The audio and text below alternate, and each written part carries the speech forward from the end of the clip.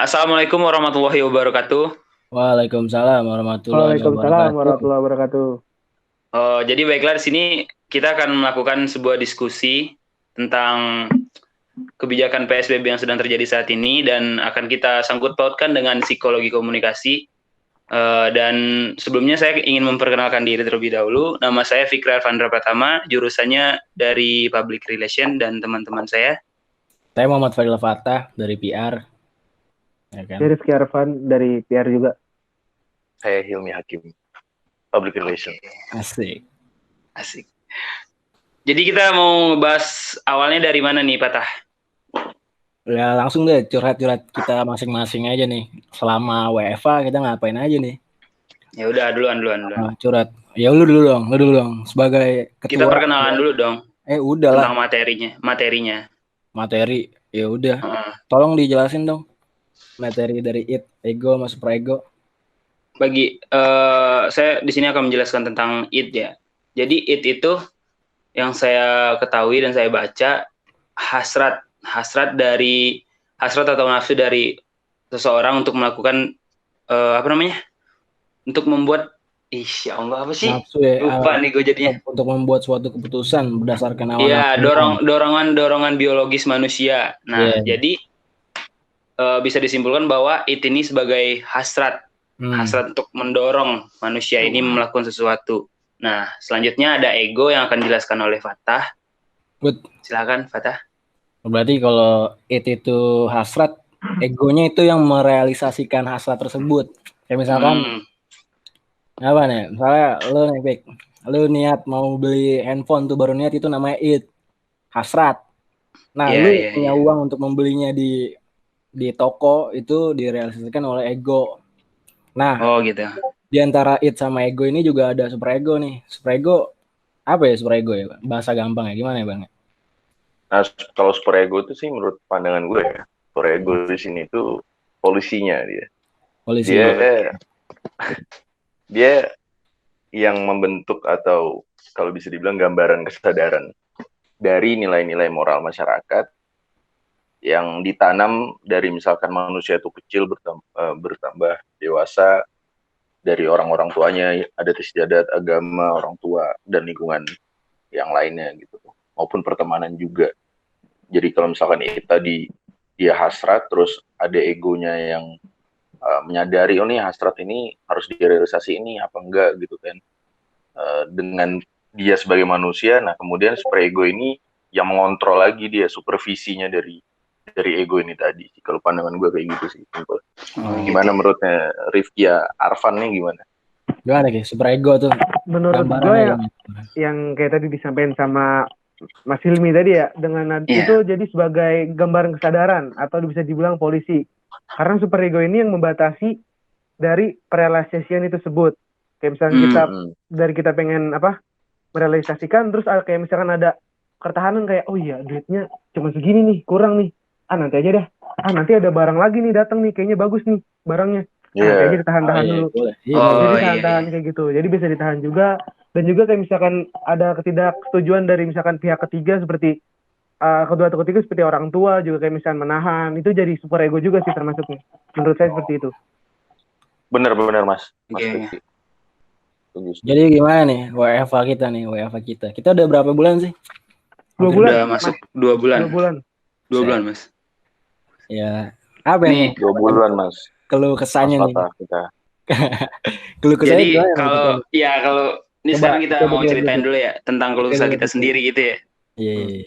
Jadi selama WFH atau kita bukan WFH sih sebenarnya. Jadi kita tuh study from home gitu ya. Ya yang saya rasain sih ya agak lebih berat daripada kuliah tatap muka kan. Karena penyampaian materi dari dosennya juga kurang kalau dari penyampaian materi melalui internet gitu. Karena belum terlalu efektif gitu. Nah, jadi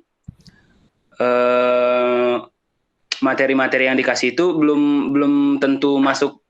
Ya mungkin kalau misalnya kita pertemuan secara langsung belum bisa masuk 100%, tapi kita bisa memahami apa yang dikatakan oleh dosen. Nah, tapi saat ini kan karena kita lagi study from home dari rumah, tambah susah memahami materinya gitu. Dan untuk hal lainnya, curhat-curhat nih ya, kalau boleh curhat, uang jajan juga ditunda dulu segitu kan. Kalau dari yang lain gimana nih? Itu berarti lu kemarin taruh masih dipikir dulu nih, kita belum pindah. Itu berarti lu kemarin ngerjain tugas gimana tuh kerjaan tugas? Iya. Kerjaan tugas gimana? Kan ada nih Ngerjain pasti tugas nih, ya. dari Ya, it ada. dari it lu kan lu pasti aduh gue mager banget nih coy. Kerjaan Oh tugas. iya, ya kalau dari it kan kayak gimana ya? Kayak hasrat ya. Kita tuh sebagai ya tuntutan dong sebagai mahasiswa harus ngerjain kan, ada hasrat juga kan di dalam dorongan untuk ngerjain tugas, ada tuh nih gue harus ngerjain tugas nih biar gue lulus mata kuliah ini nih. Pas mau merealisasikan kan harus ada ego tuh. Pas itu tuh ya ego lu mau dibawa kemana nih masalahnya? Ya, ego lu iya, kemana ego nih? gue kan ada kiri kanan kan, ada kiri kanan. Tapi gue ingat lagi dari super ego gue, kalau gue nggak ngerjain ini, gue nggak bakal lulus mata kuliahnya. Tapi kalau misalnya gue ngerjain, insya Allah gue bisa lulus. Nah, jadi gue milih jalan ke kanan dong biar bisa lulus mata kuliah ini dengan cara ngerjain tugasnya gitu. Kalau lu gimana? Kalau gue sih ya sama sih, cuman kalau tugas sih gue nggak gitu terlalu musingin ya. Udah kerjain aja, emang itu kan kewajiban kita. Sebenarnya hampir sama malu, cuman kalau gue kasusnya sih dari kemarin suka ini sih Bang, kayak gabut ya di rumah ya. Pegel ya kan, di rumah duduk ya kan, main handphone, main game, ngapain belajar. Kadang-kadang ada tuh dorongan dari kita yang buat keluar apa ya, nongkrong ya. Pengen kayak gitu tuh, nongkrong. Udah hampir masuk, ngelihat juga nih dari sisi lainnya ternyata wah, kalau kita keluar kayaknya kemarin perjuangan dari unit kesehatan sayang juga ya. Dipikirnya dari situ sih, jadi ya udah deh kita tahan dulu deh nongkrongnya. Dikit lagi kok selalu ya kan. Ntar lagi kita menang ya. Iya kayak gitu sih kalau dari gue sih. Apa ya, keluh kesahnya gitu, jadi agak gabut segala macem, nggak kayak biasanya aja. Biasanya kita kan bisa ngumpul-ngumpul di luar, ngerjain tugas bareng-bareng, ngobrol bareng-bareng. Gimana kalau Bang Ilmi Bang? Nah, Bang. Mungkin si Mas Rifki dulu kali ya. Okay. Gimana Mas Rifki? Gimana tuh tentang kita misalkan kayak tadi from home gitu ya? Iya. Keluh kesahnya dah. Jadi keluh kesahnya di saat keadaan kayak gini tuh seharusnya bukan kita dong yang merasa susah ya kan? Semua orang. Iya betul. Semua orang merasa susah. Jadinya yang orang bekerja tidak bisa bekerja sebagus mungkin, hingga dia misalkan yang tadinya pengen naik jabatan jadi ditunda dulu kan. Benar. Terus juga kita pengen naik ke semester 3 atau yang semester akhir pengen lulus tapi ditunda dulu. Benar. Jadi semuanya tuh kayak ada penahannya nih sekarang nih. Jadi tugas kita sekarang ini ya kita harus bersatu bareng-bareng ngelawan ini corona ini nih. Jadi kalau misalnya kalau keluh kesah gue selama kegiatan ini ya mungkin yang tadi kayak dibilang sama Mas Patah sama Mas Fikri ya. Jadi di rumah tuh ya lontang-lantung lah, nggak jelas, gabut. Iya. Betul. Ketika ada tugas di kerjaan selesai, bingung nih, tugas selesai. Gue ngapain ya? Nonton film udah, main game udah, semuanya udah kita lakukan di rumahnya. Di rumah sendiri kita udah lakuin nih semuanya nih. Kita harus bingung ngapain. Nah, timbul di situ yang kedua adalah ego. Ego kita yang menuntut yang tadi dibilang, kita pengen keluar dari rumah. Ego kita tuh yang ngedorong tuh. Kalau di luar nongkrong ngopi nih sambil ngobrol enak nih. Ngopi ngobrol sama teman-teman enak. Nah, itu ego dari kita buat kita ngedorong secara kita nggak sadar atau sadar ya. Ego tuh ada gitu kan. Nah, dan setelah adanya ego tersebut, kita mikir lagi dibatasin sama polisi. Polisi ada polisi tuh. Ada polisi mana enggak? Bukan polisi pribadian, PSBB-nya maksudnya. Ya, itu juga. Cuman kalau polisi di sini kan yang kita sampaikan kan polisi dari diri kita sendiri kan. Polisi moral, polisi hati nurani kita nih. Kita sebagai manusia ini gimana sih? Kita nggak kasihan sama orang-orang sana yang udah berjuang kayak tadi disampaikan Mas Patah. Perawat-perawat, dokter-dokter yang udah meninggal karena adanya mungkin harus melakukan kewajiban mereka menolong ya kan. Kita harus secara nggak sadar atau tidak sadar itu kepribadian kita muncul lah. Oh iya, kalau misalnya kita keluar kita ngerugiin orang juga. Kita bikin orang menjadi lama buat nyelesain ini semua. Kita jadi lama. Jadi akhirnya dengan adanya super ego ini kita menjadi tuntutannya untuk udah di rumah aja dah. Mau nggak mau kita harus ngelakuin ini karena bukan gue sendiri, bukan cuman Iya. kita, tapi seluruh Indonesia, seluruh masyarakat dunia nih. Itu sih yang menurut dari gue sih, itu doang sih. Iya, masalah utama bagi kita semua. Oke. Benar. Sama. Kalau dari gue sih sebenarnya kalau terkait soal ego dan super ego ini memang ini kan memang dari lahir ya. Ini kan ya lahiriah kita sebagai manusia yang memang prinsipnya adalah untuk memenuhi kesenangan dan keinginan dan juga kebutuhan kita gitu loh. Agar terhindar tegangan. Nah, siapa yang menghindari tegangan ini, ya itulah tugasnya si ego. Kalau stresor dari gue sih, gue juga semester akhir kan, gue lagi ngambil skripsi, terus kemarin juga gue kerja, belum sampai 2 bulan gue kena pengurangan gitu kan. Akhirnya muncullah dari gue nih, hasrat gue nih, untuk keinginan dan kebutuhan gue. Waduh, gue kena pengurangan nih. Apa ya yang bisa gue lakuin gitu. Terus kemarin gue muncul ide, gimana kalau gue jualan masker, tapi jualan masker kayaknya untungnya nggak seberapa gitu. Karena udah banyak yang jualan masker. Terus gue kepikiran ide, ini mungkin dorongan dari gue sama ego gue.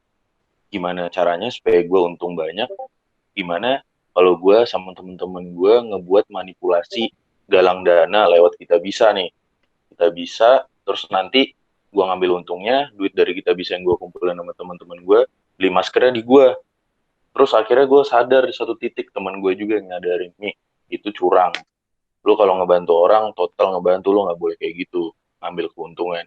Akhirnya tuh di situ super ego gue, norma-norma yang ditanam sama orang tua gue dari kecil, dari gue belajar agama, oh iya, gue kayaknya kalau kayak gitu gue gak niat bantu orang. Berarti gue ada curang nih, karena untuk memenuhi kebutuhan gue sama keinginan gue rela melakukan hal yang seharusnya gak gue lakuin. Akhirnya disitulah polisi dari super ego gue menahan gue gitu. Itu sih kalau keluh kesah akibat dari corona ini dampaknya ke pribadi gue. Mungkin semuanya teman-teman sama gitu ya. Sama. Kurang, ya kan, pendapatan kurang, terus juga gimana ya, posisinya susah kita mau izin ke kampus biar dapat duit canggu gitu. Mungkin kalau yang seumuran teman-teman ya mas-mas di sini wah nggak bisa juga keluar gitu karena takut kena corona. Jadi akhirnya ya banyak lah akal-akal, kalau misalkan gue bisa bilangnya ego ini akal bulus kita lah ya. Karena kan tugasnya dia ingin menghindari tegangan supaya nggak terjadi kecemasan sama ketegangan yang ada di dalam diri kita, konflik batin yang gimana. Ego ini bertindak, dia merealisasikan segala macam cara untuk menghindari tegangan dan juga kecemasan yang ada di dalam diri kita. Ya kayak gitu sih, semuanya sama mungkin ya. Sama mungkin.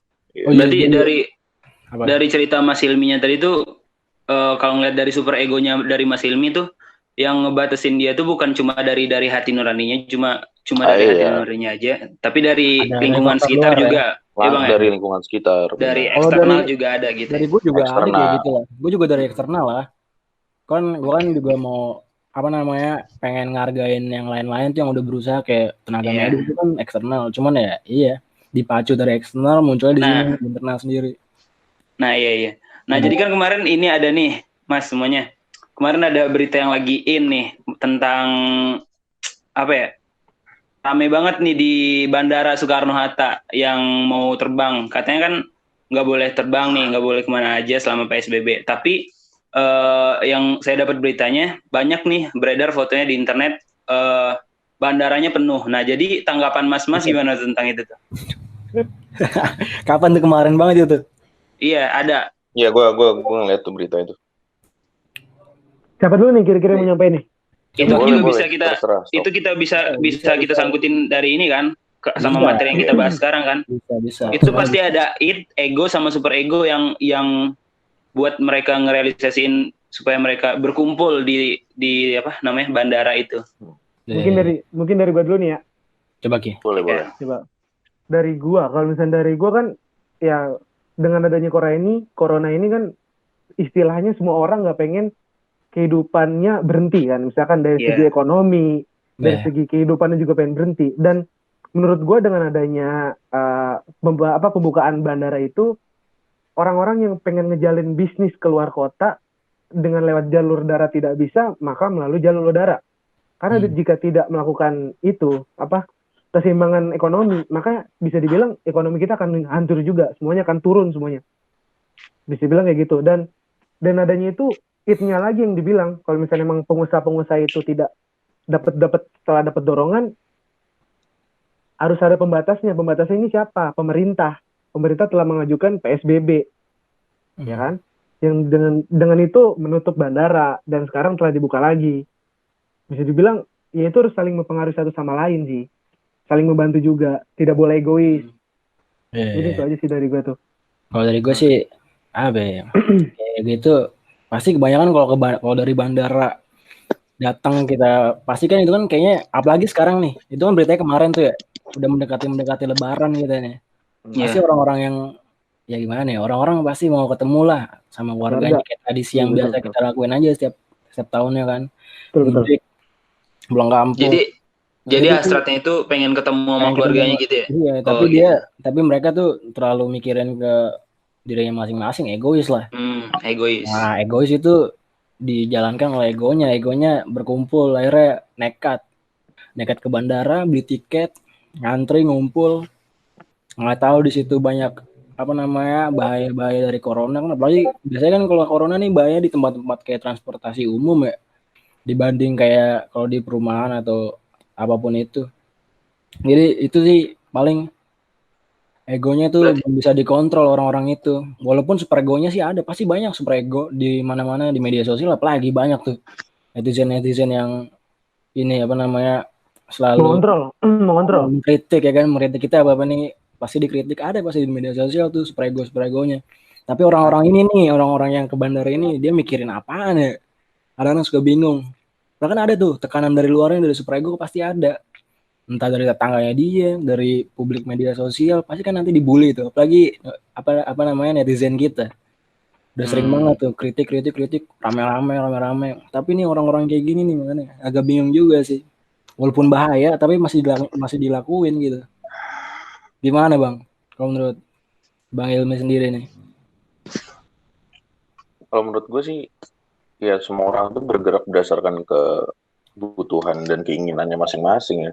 Jadi ya mungkin juga dari sisi pribadi orang yang terbang melakukan penerbangan gitu ke bandara, mereka juga nggak menyangka bahwa akan semebludak itu gitu loh. Iya benar sih. Iya, jadi ya mereka juga mungkin dari sisi masing-masing pribadi yang mereka udah melindungi diri masing-masing, cuman kan kalau udah ada tempat berkumpul dan ramai kayak gitu kan akhirnya memperbesar peluang penyebaran corona ini tadi kan. Dan akhirnya ya balik lagi di pembuat kebijakan ini juga mungkin gitu loh, harus mengkaji ulang lagi kira-kira seperti apa gitu, karena semuanya itu memang harus seimbang sih kalau menurut gue, dari ego sendiri, dari super ego sendiri, nggak bisa ada yang satu lebih besar dan satu lebih ringan gitu. Kayak kebutuhan kita akan makan kan masuknya dalam hasrat kita kan, ingin memenuhi kebutuhan kan.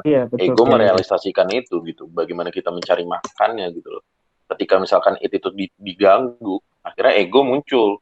Ini gimana pun caranya harus kita makan gitu loh. Kita memenuhi kebutuhan pribadi kita, kesenangan kita gitu. Dan kemudian ada super ego juga dari faktor eksternal maupun internal. Ya semuanya harus seimbang sih kalau menurut gue. Iya, benar-benar. Itu sih kadang-kadang suka salut sama negara-negara Vietnam tuh, dia gimana ya nih masyarakatnya Bang ya, bisa sekarang udah clear loh, 0 loh. Kalau menurut gue sih pembahasannya nggak bisa luas sampai gimana kebijakan negara lain melakukan hal itu dan gimana negara kita lebih berfokusnya ke faktor psikologisnya aja kali ya. Faktor psikologisnya. Berarti apa sih? Enggak, jadi nimbul pertanyaan nih kalau gue nih. Kenapa kita nggak bisa masyarakat kita tuh? Enggak, kalau dia dari psikologisnya ya.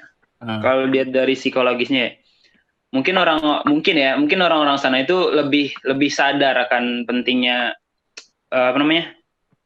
pentingnya menjaga jarak. Jadi dari pemerintah mereka kan udah ngeluarin sendiri tuh, mungkin kan udah ngeluarin. Jadi masyarakat nggak boleh dulu beraktivitas di luar ini. Nah, didukung sama kesadaran dari masyarakat Vietnam ini sendiri nih. Jadi bisa jadi Vietnam bisa berhasil mengurangi mengontrol dari virus corona ini gitu. Tapi kalau misalnya dari kebijakan dari negara lain ya, kita kalau misalnya mau melebar ke sana, berarti pemerintah itu sama Korea Utara berbeda banget kan, jauh banget kan, tapi sama-sama nol. Mereka punya kebijakan sendiri-sendiri juga. Makanya kalau misalnya menurut gue, negara kita nih negara yang mempunyai latar belakang yang sangat berbeda dengan negara-negara Asia Tenggara ataupun di Eropa atau Amerika. Kita mempunyai banyak suku dan agama dan berbahasa yang berbeda, latar belakang yang berbeda kita. Tentunya punya kedisiplinan yang berbeda juga. Jadi kita nggak boleh harus mensamaratakan ketika kita sama Vietnam. Vietnam udah selesai nih, kita kapan? Jadi kapan kita mau sadar? Bahkan sekarang ini pun perawat-perawat atau tenaga-tenaga medis pun udah bikin statement kayak Indonesia terserah. Karena apa? Indonesia tidak bisa diatur. Bahkan sekelas pemerintah pun tidak bisa mengatur rakyat Indonesia sendiri. Balik lagi kesadaran masing-masing sih, kesadaran diri dari warga negaranya. Kalau menurut gue sih,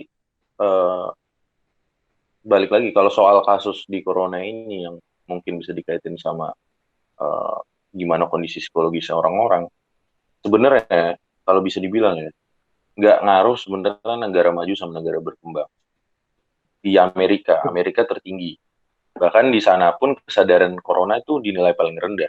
Lihat dari berita mereka sebagian masyarakat demo akan adanya pembatasan sosial di sana dan segala macam karena menurut mereka menghalangi ekonomi dan segala macam. Di Asia Tenggara pun kalau kita bisa nilai negara yang paling maju dan negara yang mungkin dari sistem keamanan maupun juga fasilitas kesehatan tertinggi, kita bisa bilang Singapura. Tapi Singapura tertinggi corona gitu. Indonesia sekarang kedua, merambat terus. Tiba-tiba Indonesia bisa jadi nomor 2 di Asia Tenggara. Jadi sebenarnya mungkin kalau dikaitkan sama kasus ini, gimana bisa membangkitkan kesadaran masyarakat?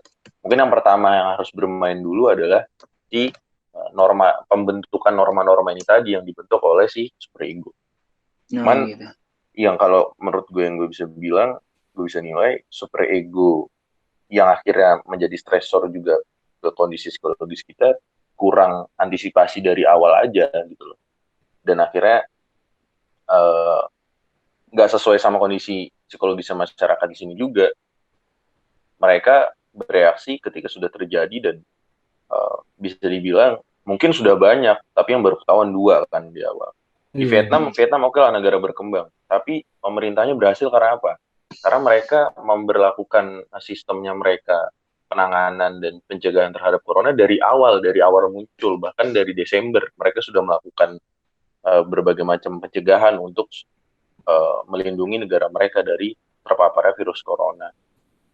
Di Korea udah terlanjur nih kena, tapi gimana mereka bisa mencegah itu? Ya dari sistem CPR-nya itu tadi, tes cepatnya itu tadi. Jadi ya mungkin ya yang superego sih paling penting dalam menyesuaikan nih aturan dibuat dalam menyesuaikan kondisi psikologisnya orang-orang. Termasuk kalau misalkan Indonesia tukang ngeyel, ya harusnya dari awal pencegahan. Harus pembatasannya, penutupan jalur keluar masuknya penerbangan misalkan dari sini ke luar negeri gitu. Dari awal harusnya. Karena Indonesia ngeyel-ngeyel, ada Amerika pun negara maju tapi mereka juga demo, perawat dihina-hina. Mereka nggak peduli. Jadi dengan ini nih, jadi banyak dengan ada PSBB nih, kita balik lagi ke misalkan topik kita nih, di negara kita sendiri, Indonesia. Yaitu PSBB dan berlakunya WFH atau SFH tadi platform gitu. Dengan sekarang ini kan mendekati Hari Raya Idul Fitri, ya kan? Dimana ini ada istiadat yang udah kita lakukan dari zaman dulu, kita yang emang udah ini turun temurun lah ibaratnya, kita bercengkrama dengan keluarga semuanya, keluarga besar kumpul. Tapi dengan adanya corona ini kan membataskan, jadi pembatasan. Iya, benar. Gue bingung tuh gue juga tuh, ntar gimana pas lebaran ya? Iya, terus kan sekarang masih banyak yang memaksakan untuk mudik sampai pemerintah mengeluarkan surat kalau misalkan kalau kamu mau mudik harus punya surat bebas corona. Nah, tapi itu malah diperjualbelikan. Itu menurut pandangan kalian tuh kayak gimana sih? Dengan adanya penjualbelikan kayak gitu tuh. Coba. Gimana ya? Agak kocak juga sih. Pemerintah intinya udah ngasih larangan ya kan buat kita mudik segala Iya, macam. betul. Intinya kalau misalnya kita bahas tetap di lingkup psikologi sih ini sih apa namanya? Orang-orang yang beli surat mudik tuh kan ilegal ya. Iya, Itu betul. orang-orang yang selalu ngeduluin ego-ego yang masing-masing dibanding superego.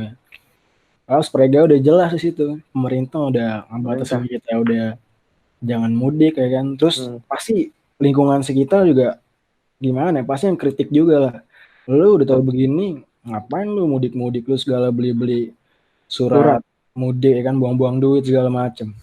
Kadang-kadang ya gue juga suka agak bingung sih nganalisanya. Bingung. Analisa orang-orang yang terlalu ngeduluin egonya. Padahal super ego juga lebih. Padahal tuntutan super egonya lebih besar tuntutan dari super egonya. Bukan cuma dari dua pihak doang, cuman ini dari berbagai pihak ini udah untuk mendukung dengan udah nggak usah mudik dulu lah. Ngapain? Bahkan ya dengan ada seniman-seniman juga bilang jangan mudik dulu dengan bikin lagu, terus juga sastrawan bikin puisi atau sajak, bikin jangan mudik gitu. Itu kan juga sebagai super ego kan, sebagai diri kita kayak gini. Itu doang sih paling tuh. Ada tambahan mungkin nih? Gimana Bek?